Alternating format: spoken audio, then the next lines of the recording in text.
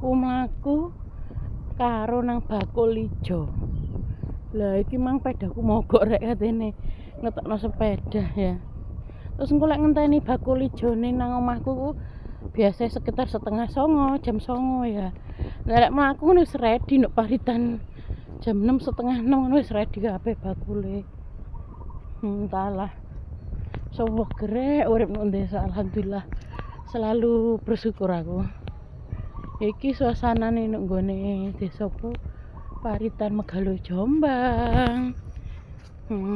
Lho nan iki lewat sawah-sawah aku. Enak, syahdu, sejuk ngono lho teman-teman. Asri nggone. Jauh teko keramaian ngono ku. Tapi lek sing sepeda kono iku sekitar wis jalan raya besar sih ya.